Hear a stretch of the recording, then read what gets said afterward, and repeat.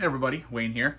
In today's overview and review, we're going to look at Defending America, Intercepting the Amerika Bombers, 1947 to 1948, designed by Greg Smith, published by Compass Games. This is the counterpart to Amerika Bomber, Evil Queen of the Skies, also by Greg Smith and Compass Games. These are narrative-driven style solitaire war games. I do have multiple videos out already on Defending America, as well as Amerika Bomber, Evil Queen of the Skies. So feel free to check all those out, from my recon unboxings to playthroughs. I believe I do have an overview and review of Amerika Bomber as well.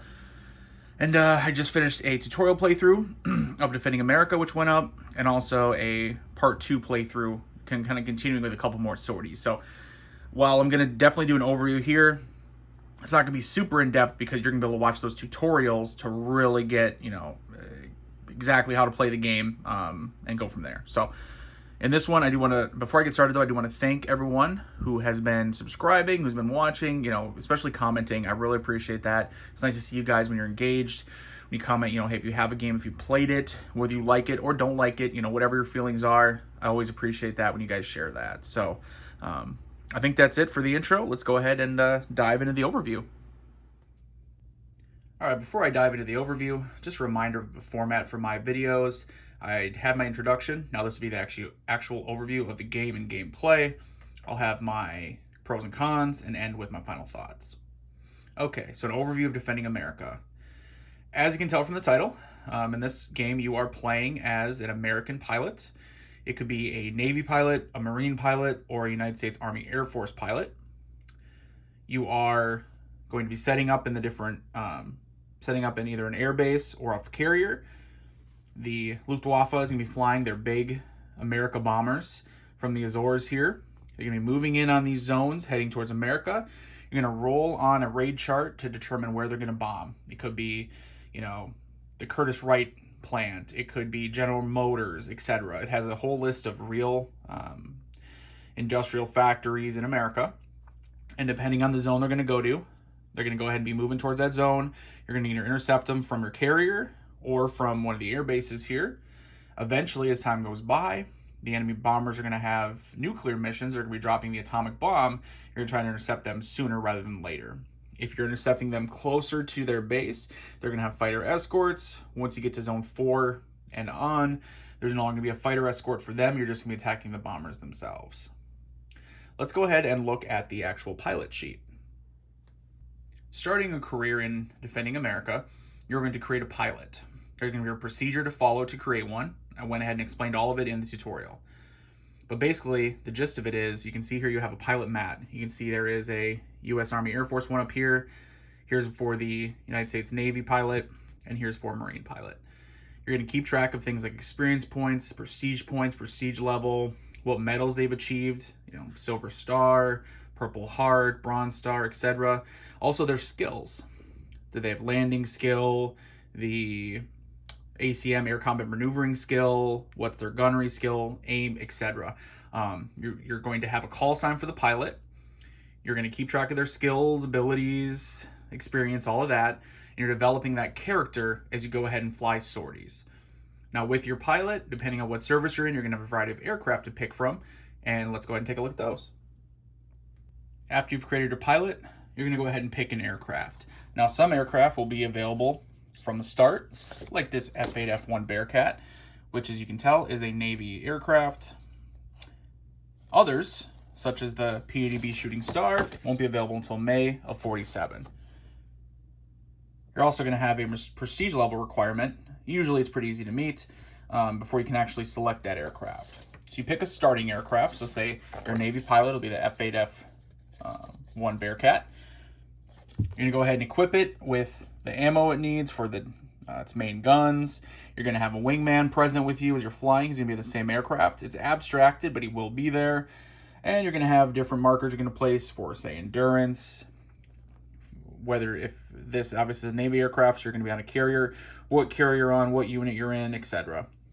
And have some stats on here, the speed, agility, and then you'll have all the different boxes for if you take any damage to the actual aircraft, the frame, tail, wings, engines, systems, controls, fuel tank, etc. You also are able to keep track of your skills down here. Different aircraft as time goes by. So you start off with, whatever it may be, whatever you pick, depending on your pilot and your service. And as time goes by, you're going to be able to upgrade, and you will want to upgrade because your aircraft are going to get faster, most likely better armed, maybe sturdier, maybe not, maybe longer range. It all just depends. You're going to want to balance those different things as time goes by and technology advances. New aircraft become available. While you have those new aircraft, you're going to be fighting against the Amerika Bombers. Let's go ahead and take a look at those. Similar to our aircraft mats, you can see the Amerika Bomber mats here, ME364, AG277, and there are definitely others as well. Ones that start, they're going to encounter early, and then ones you won't encounter until later as, again, time goes by, technology advances. The Germans will start having jet bombers as well. Much like your aircraft mat, you're going to have damage markers to keep track of damage, to the aircraft, wings, engines, control surfaces, airframe, etc. You're also going to have on each of the sheets here how combat is resolved. Now, this is the basic or the regular way combat is done. There is an advanced way. In my tutorial, I do the basic just because for me, that's the way I like to play it. However, there is an advanced method of doing it, just so if you realize that if you look at this and say, well, it's pretty basic. It is. Plays pretty quick, though, but there is a more advanced version if you want. So, pretty simple. Let me explain quick. You're going to have a place for your fighter, so whatever happens, whatever type of fighter it is, you'll put the marker there. One for whatever bomber you're going to be fighting. You can keep track of incoming hits here. You're going to start at long range, and you're going to be making, rounds will go by, making possibly multiple passes, coming in from long range, right? Attacking medium close, veering off. Maybe you're done. Hopefully you don't get shot down.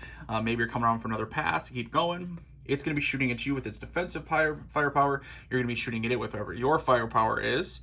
And hopefully you're able to shoot them down before they either drop their bombs or before they shoot you down. So let's go ahead and take a look at the last bit here.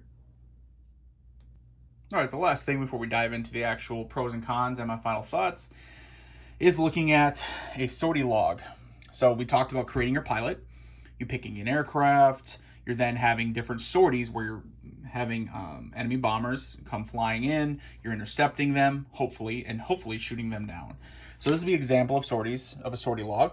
I know it's a little hard to read, my apologies, but basically, you're creating your call sign here.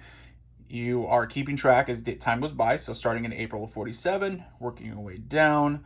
There's going to be those raid targets I talked about, right? Alice Chalmers, the shipyards, Photo Recon of New York, General Motors, etc., Curtis Wright. It tells you what zone it is, and as you're rolling on a raid chart, then you're going to have the aircraft that are going to be coming in, and hopefully DE, you destroyed them, you shoot them down. If there's no mark next to them, that means I didn't shoot them down. So you can see sometimes I'm shooting them down, and sometimes I'm not. And you keep track of things like, hey, what skills are you buying? What medals are you getting? Were you shot down? The time it takes to get a new plane, extra experience points, new aircraft becoming available. You can see I'm on the sortie log here. So the P-80B Shooting Star becomes available May of 47. All those things, new aircraft, the new Navy aircraft becoming available down here right at the end of June of 47, etc., etc. You're working your way from April 47 all the way. Let me get the sheet up here just to show you guys quick. All the way around to the end of March of 48. And if you survive all that way, and good luck to you, mission accomplished. I think that covers the basics of how to play the game. Let's go ahead and jump into my pros and cons and my final thoughts. All right, time for the pros and cons, and as usual, we'll start with my cons. First one, there's some discrepancies from the rulebook to the actual components. An example is setup says to place your aircraft marker in the hangar box to keep track of endurance. And you can see the hangar box right here on this P-80B Shooting Star mat. However, the aircraft mat actually has a separate endurance track. There's some other errata here and there like that. For instance, the parachute chart as written says 2d6, but you're actually supposed to roll a 1d6. The ME-262, which is the, obviously the German fighter, possible escort fighters, missing tail hit boxes. A result on the B3 bomber chart is actually incorrect. You have to basically change one of the printed results on the mat, on the chart, and you use those player aids quite a bit. I mean, that's really how you're playing the game, is you have the player aids available to reference. Thankfully, though, Greg Smith, the designer, is on top of all that errata. He's posted a document to Board Game Geek already. You can go ahead and download that, print that out, and it has all the corrections listed, and he stays up on top of it. As soon as someone posts something, he pretty much will have the updated document. So you're always going to have the corrections there. Just be aware there are some, out of the box, there are definitely some errata on the components. Now, here's another one. So the core engine of this, it's really familiar. Perhaps too familiar? So, using an endurance track, right? Having an endurance track that you can only be on your mission for so long, you're moving your little token along it. Having combat be that sort of long, medium, short range combat mechanic, as we're seeing here.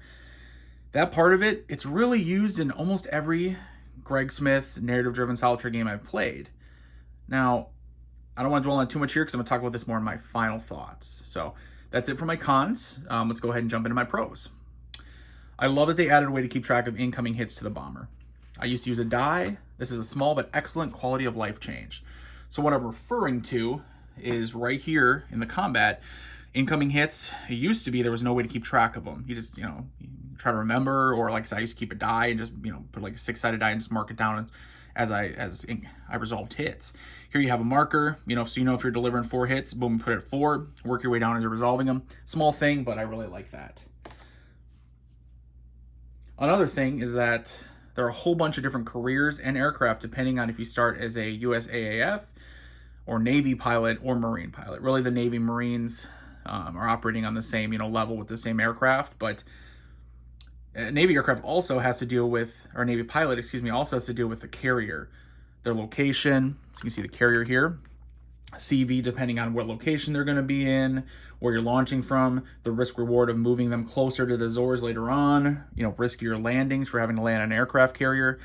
All those things combine to have a nice variety with all the different careers and aircraft you can choose from. So that variety continues as time goes by, and new aircraft are unlocked due to research and your rising prestige. I talked about that when I showed off the sortie log. You saw there's new aircraft that show up. So as time goes by, you're not just stuck in, the same aircraft. Like, you are upgrading from, for instance, you could have this Bell XP-83 available at start, although it's a prestige aircraft, so you're not going to get it right away. It's a experimental one. But you may have, when I talk about the FAF Bearcat, right? You have that at start. Well, later on, you're going to get an upgraded jet Navy aircraft. You're going to want to upgrade because you're going to get better. It's going to be faster. It's going to be more well equipped. You're going to need to upgrade. But the nice thing is that's available. It has a feeling of progression as you're playing, right? It's when I've said before, these games kind of feel like RPGs a little bit. You kind of have your character, you have your equipment, and it upgrades as time goes by, which I really like. Now, with the new aircraft do come new challenges.